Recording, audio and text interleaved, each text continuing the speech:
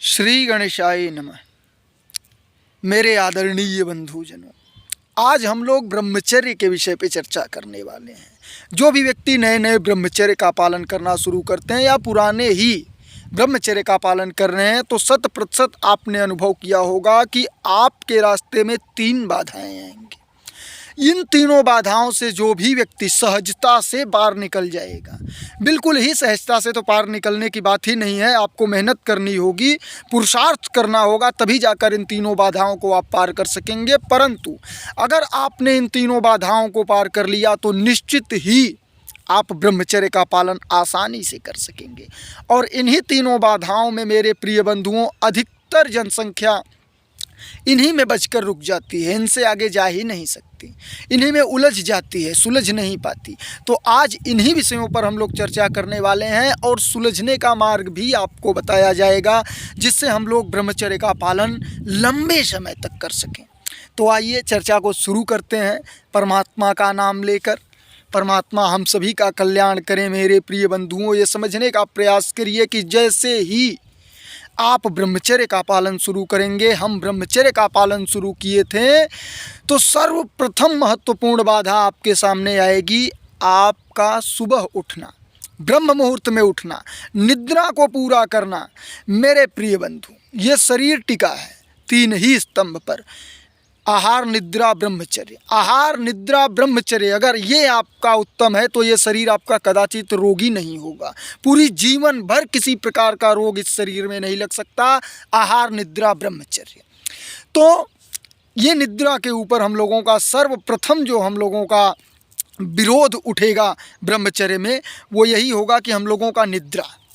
हम लोग सुबह उठने का प्रयास जो करते हैं, यदि जो व्यक्ति सुबह उठने में सक्षम हो जाए, सुबह प्रतिदिन एक समय पर उठें, शाम को एक समय पर सोएं, वो ब्रह्मचर्य का पालन आसानी से कर सकेंगे। और जो व्यक्ति ब्रह्म मुहूर्त में नहीं उठ पा रहे हैं आसानी से, वो निश्चित ही ब्रह्मचर्य का पालन नहीं कर सकेंगे। हम आपको सर्वप्रथम ये बता दें कि आगे जो हमने वीडियो प्रकाशित किया है, पहले उन वीडियो में हमने बहुतों बार चर्चा किया है कि कैसे ब्रह्म मुहूर्त में उठा जाए, ब्रह्म मुहूर्त का हम लोगों के ऊपर लाभ क्या है, मानव शरीर यदि ब्रह्म मुहूर्त में उठता है तो उन्हें लाभ क्या है, अन्य जीव जंतुओं को भी लाभ है, मेरे प्रिय बंधु हम लोगों को भी लाभ है। इसलिए ब्रह्म मुहूर्त में उठना अति अनिवार्य है। सर्वप्रथम तो ये हो गया कि अगर आप ब्रह्म मुहूर्त में नहीं उठ पा रहे हैं, ब्रह्मचर्य के विषय में सोचना छोड़ देना चाहिए आपको। आप नहीं कर सकते हैं, कड़वी वाणी है परंतु सत्य वाणी है। जो ब्रह्म मुहूर्त में नहीं उठ सकता वो ब्रह्मचर्य का पालन कदाचित कर ही नहीं सकते। दूसरा जो बाधा हम लोगों के रास्ते पे खड़ा होगा मेरे प्रिय बंधुओं, वो होगा आध्यात्मिक शक्ति। अगर हम में आध्यात्मिक शक्ति की कमी होगी तो निश्चित ही हम ब्रह्मचर्य का पालन उस लेवल पर नहीं कर सकेंगे जिस लेवल पर, जिसे कहा जा सकता है कि उत्तम ब्रह्मचारी। वो ब्रह्मचारी जो एक बार मेरे प्रिय बंधु कोई निर्णय ले तो उस निर्णय को सिद्ध करके दिखाए, सही करके दिखाए। वो अगर आप में ताकत चाहिए तो आपको निश्चित ही परमात्मा से जुड़ने की आवश्यकता है। जो व्यक्ति परमात्मा से नहीं जुड़ पा रहे हैं और वो कोई कार्य कर रहे हैं 8 घंटे 10 घंटे 12 घंटे, तो वही परमात्मा उनके लिए है, ये भी मानकर चलिएगा। परमात्मा से जुड़ने का अर्थ है आप वहाँ पर जाइए, योग आसन ध्यान प्राणायाम करिए। पहले हमने बहुत सी वीडियो प्रकाशित किया है, उन वीडियो को देखिएगा, आपको 100% संपूर्णतया समझ में आ जाएगा कि हमें कैसे परमात्मा से जुड़ने की आवश्यकता है, कैसे ध्यान करने की आवश्यकता है, योग आसन प्राणायाम कैसे करने की आवश्यकता है। सभी विषयों पर हमने संपूर्णतया चर्चा किया है। ये दूसरा जो कारण है मेरे प्रिय बंधु, अति महत्वपूर्ण कारण है। अगर आप में आध्यात्मिक शक्ति की कमी हो गई तो आप ब्रह्मचर्य तो छोड़िए, चल भी नहीं सकते। ये समझने का प्रयास करिए, हर एक तरीके से सिर्फ और सिर्फ वही आध्यात्मिक शक्ति कार्य कर रही है, वही ऊर्जा कार्य कर रही है। तो हम बोल रहे हैं, आप सुन रहे हैं, सब वही ऊर्जा। वो ऊर्जा जितना आप में अधिक होगा, वो ऊर्जा अधिक करने के लिए ध्यान की आवश्यकता होगी। ओम का उच्चारण करिए, ध्यान करिए, मेडिटेशन करिए। ये सब करने से निश्चित ही आप ब्रह्मचर्य पालन आसानी से कर सकेंगे, अन्यथा आप ब्रह्मचर्य का पालन नहीं कर पाएंगे। ये समझने का प्रयास करिए। और जब मैं नहीं कर पाएंगे ये कह रहा हूँ तो किसी एक बंधु को नहीं कह रहा हूँ, मैं सभी को कह रहा हूँ। जो भी आध्यात्मिक ऊर्जा से वंचित हैं वो ब्रह्मचर्य का पालन नहीं कर पाएंगे, ये समझने का प्रयास करिए। ये दूसरा बाधा हमारे सामने जो खड़ा होता है, सबसे महत्वपूर्ण बाधा यही हमें लगता है। आप ब्रह्म मुहूर्त में नहीं उठ पा रहे हैं, अगर आप में आध्यात्मिक शक्ति आ जाए तो आप उठना प्रारंभ कर देंगे अपने आप, क्योंकि वो ऊर्जा आपको उठाएगी। आप में हमेशा एक समझ लीजिए कि स्फूर्ति बनी रहेगी। आप सोते रहने के लिए सोचेंगे नहीं, आलस्य प्रमाद से घिरे नहीं रहेंगे, आप एक्टिव हो जाएंगे मेरे प्रिय बंधु। तो आध्यात्मिक ऊर्जा अति महत्वपूर्ण। उसके बाद तीसरा जो हम लोगों के पास विघ्न आता है मेरे प्रिय बंधु, वो विघ्न भोजन के रूप में आता है। ये भोजन जो है महत्वपूर्ण, ये समझने का प्रयास करिए। जो आहार निद्रा ब्रह्मचर्य दिया है वो शरीर के 3 स्तंभ हैं, एक भी स्तंभ उसमें से घटा तो आपका शरीर टूटा, आपके शरीर में रोग आने प्रारंभ हुए। और यदि ये तीनों सही हैं तो आपके शरीर में रोग नहीं आएगा, आपका शरीर बलवान बना रहेगा, ओजस्वी तेजस्वी बना रहेगा। इसके लिए भोजन सबसे महत्वपूर्ण हमें कहा जाता है, हमारे शास्त्रों में भी कहा गया है कि जैसा खाएं अन्न वैसा बने मन। यह समझने का प्रयास करिए, जैसा भी हम लोग भोजन ले रहे हैं वैसा ही हम लोगों का विचार बन रहा है, वही विचार हमारे संस्कार बन जाएंगे, उसी संस्कार के अनुसार हम लोग कार्य करेंगे और वही कार्य हम लोगों का भविष्य निर्माण करेगा। इसलिए भोजन पर विशेष ध्यान देने का अर्थ है कि बाहरी भोजन बिल्कुल बंद, शुद्ध सात्विक भोजन, घर का भोजन। अगर ये 3 कार्य आप लोग करने में सक्षम हो तो मैं दावा दे सकता हूं कि आप लोग ब्रह्मचर्य पालन लंबे समय तक कर सकेंगे। मात्र ये 3 कार्य, अन्य बहुत से कार्य हैं, अन्य बहुत से नियमों हैं।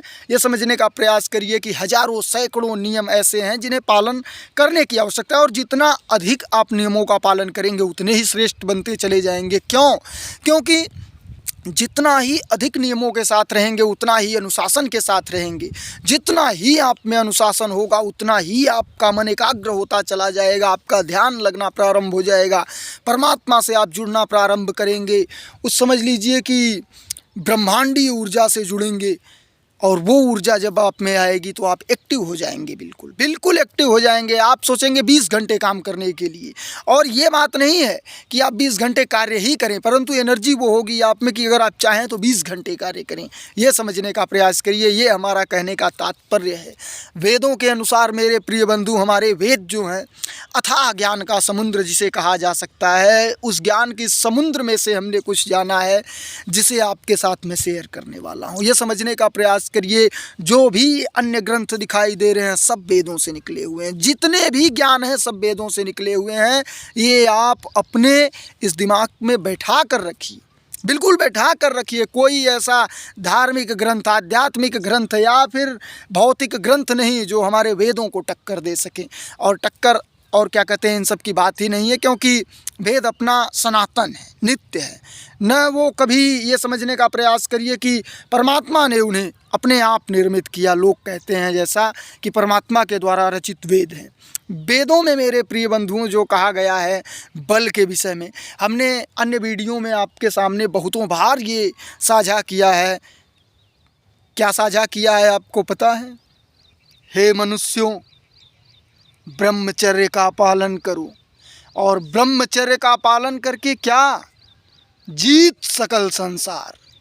मेरे प्रिय बंधुओं, वेद अपना कहता है एक व्यक्ति 5 साल की उम्र से उन्हें ब्रह्मचर्य का पालन कराया जाए, 25 साल की उम्र तक वो ब्रह्मचर्य का पालन करे, कोई पूरी विश्व में टक्कर देने वाला नहीं होगा। एक बार भी वीर्यनाश ना हो, हमेशा सात्विक एनर्जी के साथ परमात्मा से जुड़े रहने के साथ वो इस तरीके से अपने शरीर का निर्माण करे। इतना बलवान शरीर मेरे प्रिय बंधु की जीत सकल संसार। क्या कहते हैं कि पितामह भीष्म जैसे, हमारे दादा परशुराम जैसे, ये लोग जीत सकल संसार, पूरे संसार पर अखंड एक छत्र राज्य करने वाले अकेले व्यक्ति, जो पूरे संसार से टक्कर लेने में सक्षम थे, अकेले व्यक्ति, ये सिर्फ और सिर्फ ब्रह्मचर्य की ताकत से। और लोग पहले वेद पढ़ते थे, वेद को जानते थे, इसलिए वो लोग ऐसा करते थे और बलवान बनते थे। आज लोग मेरे प्रिय बंधु, जिधर भी आप आँख उठा कर देखेंगे उधर आपको कापुरुष ही कापुरुष दिखाई देंगे। ना तो उनके चेहरे पर तेज दिखाई देगा, ना तो उनकी वाणी में वो ओजस्विता तेजस्विता, कुछ भी नहीं। सिर्फ और सिर्फ कैसे जी रहे हैं, सिर्फ वैसे ही जी रहे हैं, और पता भी नहीं है कि क्यों जी रहे हैं। ये समझने का प्रयास करिए।